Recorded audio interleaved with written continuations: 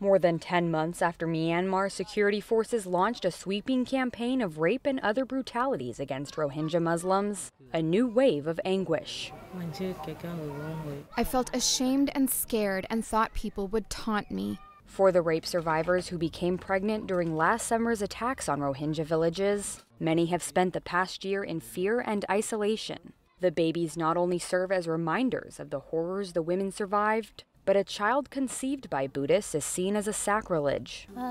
I told my husband when I was 4 months pregnant, and he said it's my bad luck that my wife fell into the hands of non-believers. Everyone escaped, but you couldn't get away.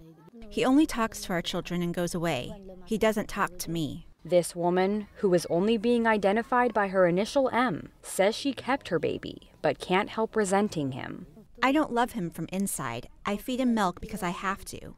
But from inside my heart, I don't want to love him. Any children born at this time of year may grow up with a stigma attached to them, the stigma of being born of a woman that was sexually assaulted. Despite the risk of speaking out, these women and girls are sharing their stories with the hopes that the world will hear their pleas. Given the vastness of the sexual violence documented by the Associated Press last year, relief groups had braced for a spike in deliveries from traumatized women.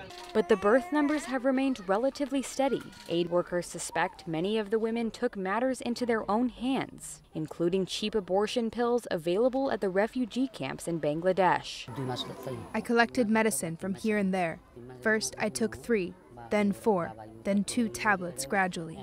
Praise God, in the 3rd month, the abortion happened. Others have determined they simply can't raise the child. And some women have made the heartbreaking decision to leave behind their babies.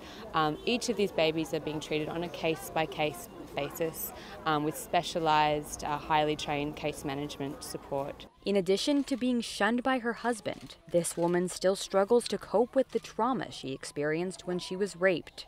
I cry day and night, and I can still see the incident right in front of my eyes. And for some of these Rohingya women, that pain is reflected in the eyes right in front of them. Krista Fourier, Associated Press.